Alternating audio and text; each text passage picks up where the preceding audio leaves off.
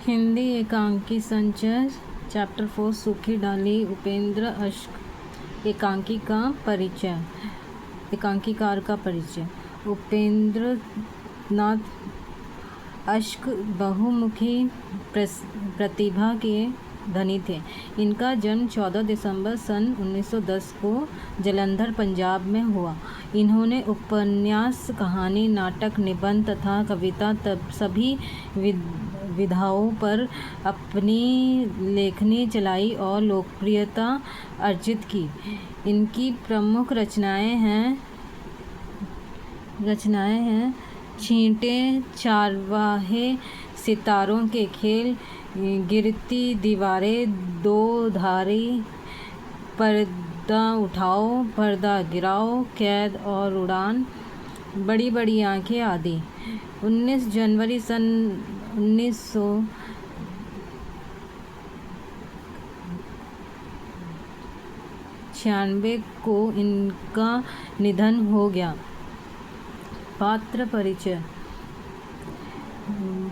पुरुष पात्र, स्त्री पात्र। दादा करमचंद, परेश, भासी, मल्लू। स्त्री पात्र बेला, छोटी बहू, छोटी भाभी, बेला की सास, इंदू की माँ, मझली भाभी, मझली बहू, बड़ी भाभी, बड़ी बहू। पारो, रजवा, मिश्रानी। पहला दृश्य। मानव प्रगति के इस युग के जब व्यक्तिगत स्वतंत्रता को अराजकता की हद तक महत्व दिया जाता है और तानाशाही को सभ्य समाज में अत्यंत निंदनीय माना जाता है, दादा मूलराज अपने समस्त कुटुंब को एक यूनिट बनाए इस पर पूर्ण रूप से अपना प्रभुत्व जमाए उस महान वट की भांति अटल खड़े हैं, जिनकी लंबी लंबी डालियां उनके आंगन में एक बड़े छाते की भांति धरती को आच्छादित किए हुए अगणित घोंसलों को अपने पत्तों में छिपाए वर्षों से तूफान और आंधियों का सामना किया जा रही है। बरसों इस वट की संगति में रहने के कारण दादा वट ही की भांति महान दिखाई देते हैं। आयु के 72 वर्ष देख लेने पर भी उनका शरीर अभी तक नहीं झुका है। उनकी सफ़ेद दाढ़ी वट की लंबी लंबी जटाओं की भांति उनकी नाभि को छूती हुई मानो धरती को छूने का प्रण किए हुए हैं। दादा का बड़ा लड़का 1914 के महायुद्ध में सरकार की ओर से लड़ते लड़ते काम आया था। इनके बदले में सरकार ने दादा को एक मुरब्बा ज़मीन दी थी, किंतु दादा सरकार की इस कृपा की पर संतुष्ट नहीं रहे। अपने साहस, परिश्रम, निष्ठा और दूरदर्शिता से उन्होंने एक के 10 मुरब्बे बनाए। उनके 2 बेटे और पोते जमीन, फार्म, डेयरी और चीनी के उस कारखाने के काम की देखभाल करते हैं जो उन्होंने हाल ही में अपनी ज़मीन में लगाए हैं। सबसे छोटी पोती अभी नायाब तहसीलदार होकर इसी कस्बे में लगा है और कुछ ही दिन हुए उसका विवाह लाहौर के एक प्रतिष्ठित तथा संपन्न कुल की सुशिक्षित लड़की से हुआ है।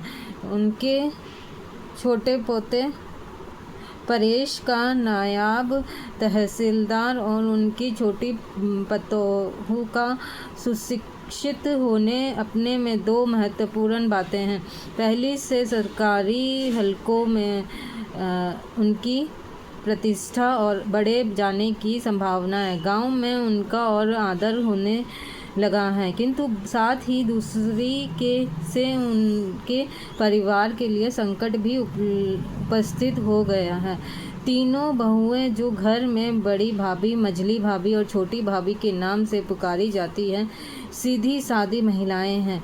उन सब में अपनी पोती इंदु ही, जिसने प्राइमरी स्कूल में बड़ी सफलतापूर्वक शिक्षा प्राप्त पाई है, सबसे अधिक पढ़ी लिखी समझी जाती है। घर में उसकी चलती भी खूब है और दादा अपनी इस पोती से प्यार भी बहुत करते हैं। किंतु एक ग्रेजुएट छोटी पतौदी, जो घर में छोटी बहू के नाम से पुकारी जाती है, के आने से कुटुंब के इस तालाब में इस प्रकार लहर सी उठने लगी है, जैसे स्थिर पानी में बड़ी सी ईंट गिरा से पैदा हो जाती है।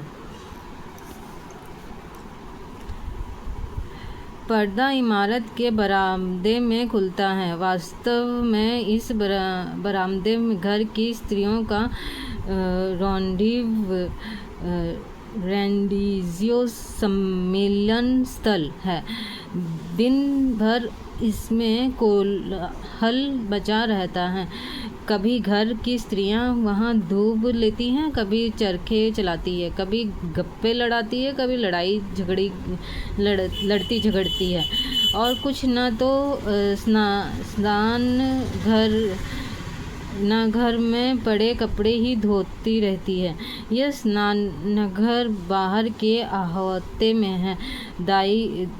दाई दीवार के कोने में जो दरवाजे हैं, उसके साथ ही दीवार की रसोई आदि से निपटकर दोपहर के बाद घर की 2-4 स्त्रियां प्रातः रोज वहां कपड़े धोती रहती हैं, और निरंतर धप धप धप धप धप की ध्वनि इस बरामदे में गूंजा करती है।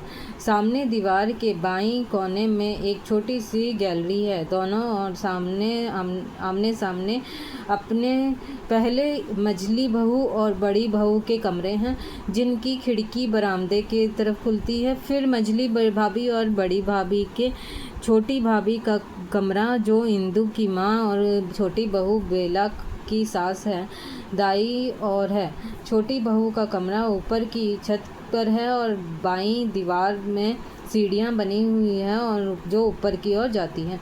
सामने को दीवार के साथ गैलरी के इधर को एक तख्ता बिछा है। एक चारपाइयाँ दीवार के साथ खड़ी है। एक पुराने फैशन की बड़ी आराम कुर्सी भी सामने की दीवार के साथ लगी हुई है। दोपहर होने के में अभी काफ़ी देर है, अतः बरामदे में अपेक्षाकृत निस्तब्धता है। केवल गैलरी से स्त्रियों के जल्दी जल्दी बातें करने की आवाज़ आ रही है। पर्दा उठने के कुछ क्षण पश्चात इंदु तेज तेज गैलरी से निकलते हुए है और बिखरी हुई सी दाई तरफ के तख्त पर बैठ जाती है। उसके पीछे पीछे बड़ी बहू शांत स्वभाव से चलती हुई आती है। इंदु की भ्रिकुटी चढ़ी है और बड़ी बहू शांत और गंभीर है। बड़ी बहू इंदु के कंधों पर अपने दोनों हाथ रखते हुए, आखिर कुछ कहो भी। क्या कह दिया छोटी बहू ने? इंदु चुप।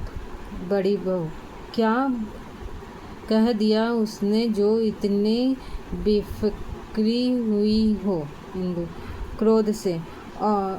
और क्या ईंट मारती?